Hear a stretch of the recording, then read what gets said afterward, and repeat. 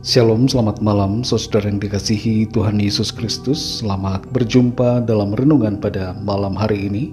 Doa dan harapan saya saudara semua ada dalam keadaan yang baik, sehat, penuh sukacita, dan berlimpah berkat Tuhan. Sebelum kita mendengarkan renungan firman Tuhan, mari kita berdoa. Bapa kami yang di sorga, Bapa dalam nama Tuhan Yesus Kristus, Tuhan yang agung, yang mulia, Tuhan yang selalu mengasihi kami. Kami bersyukur untuk penyertaan-Mu di sepanjang hari ini. Kalau bukan karena Tuhan kami tidak mampu, tapi karena Engkau ya Tuhan, maka kami sanggup melewati semuanya. Pada saat ini kembali kami mau mendengarkan sabda firman-Mu. Jamahlah hati kami Tuhan, supaya kami mengerti dan taat pada kehendak-Mu. Dalam nama Tuhan Yesus kami berdoa. Haleluya. Amin. Saudara yang dikasih Tuhan, ayat renungan kita pada saat ini terdapat dalam 1 Samuel 19 ayat 10-12. Tertulis demikian. Lalu Saul berikhtiar menancapkan Daud ke dinding dengan tombaknya. Tetapi Daud mengelakkan tikaman Saul, sehingga Saul mengenai dinding dengan tombak itu. Sesudah itu Daud melarikan diri, dan luputlah ia pada malam itu. Kemudian Saul mengirim orang-orang suruhan ke rumah Daud untuk mengamat-amatinya dan untuk membunuh dia pada waktu pagi. Tetapi Mikal, istri Daud, memberitahukan kepadanya demikian, "Jika engkau tidak dapat meluputkan dirimu malam ini, maka besok engkau akan dibunuh." Lalu Mikal menurunkan Daud dari jendela. Ia pergi melarikan diri dan luputlah ia. Saudara yang dikasih Tuhan, seringkali kita merasa bahwa setiap persoalan harus kita hadapi. Tapi ternyata tidak selalu semua masalah harus kita perjuangkan.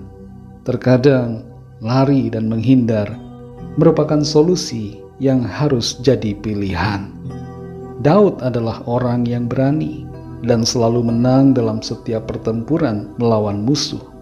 Ia disertai Tuhan dan diberikan selalu keberhasilan dalam peperangan.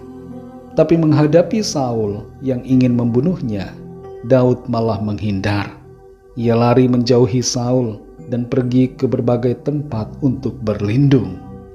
Tahukah saudara berapa lama Daud lari dari kejaran Saul? 13 tahun lamanya. Selama kurun waktu yang begitu lama, Saul terus berusaha mencari Daud untuk membunuhnya. Dan Daud selalu berupaya untuk menghindari kejaran Saul. Daud tidak mau melawan orang yang telah diurapi Tuhan sebagai raja pertama atas Israel. Masa-masa di mana ia dalam pengejaran Saul merupakan masa-masa yang sulit dalam hidupnya, namun dijalani oleh Daud dengan sabar. 1 Samuel 19 ayat 10-12 ini mengajarkan kepada kita bahwa terkadang lari menjadi satu-satunya solusi yang dapat kita lakukan di tengah-tengah ancaman, tantangan, dan kesulitan yang menghadang. Dalam situasi semacam ini, lari bukan berarti menyerah atau kalah, melainkan merupakan tindakan bijaksana untuk menyelamatkan diri dari bahaya yang mengancam dan untuk menghindari kehancuran pada orang lain. Lari menghindar bisa menjadi pilihan yang tepat ketika kita berhadapan dengan situasi yang berbahaya dan yang tidak mungkin untuk dihadapi secara langsung. Rema yang kita dapatkan dari ayat-ayat ini adalah: pertama, lari bukanlah tanda kelemahan, tetapi bisa menjadi bentuk keberanian dan kebijaksanaan. Terkadang menghindar dari situasi berbahaya merupakan langkah yang bijaksana daripada menghadapinya dengan emosi dan sikap tergesa-gesa. Yang kedua, ketika kita lari menghindar dari masalah atau tantangan, kita perlu tetap berpegang pada nilai-nilai iman dan firman. Yang ketiga, dalam semua situasi, kita hendaknya berpaling kepada Tuhan sebagai sumber pertolongan dan kekuatan kita. Seperti Daud yang selalu mengandalkan Tuhan ketika ia dalam pelarian, kita juga perlu berdoa dan percaya bahwa Tuhan akan menyertai dan melindungi kita dalam setiap langkah hidup dan tindakan kita. Saudara yang dikasihi Tuhan, saat ini mungkin ada di antara kita yang merasa gengsi untuk menghindari masalah. Kita merasa itu sebagai sebuah kekalahan, menganggapnya sebagai kelemahan. Tapi mari belajar bijaksana, ikuti tuntunan Roh Kudus. Karena bila Tuhan menghendaki kita menghindar, maka kita harus menghindar. Jangan ikuti emosi dan pikiran kita sendiri, tapi ikutilah pimpinan dan hikmat Tuhan.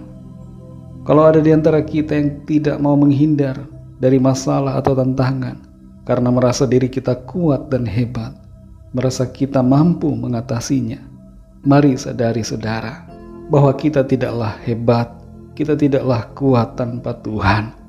Yusuf saja lari menghindari masalah dan cobaan yang mendatangi dirinya.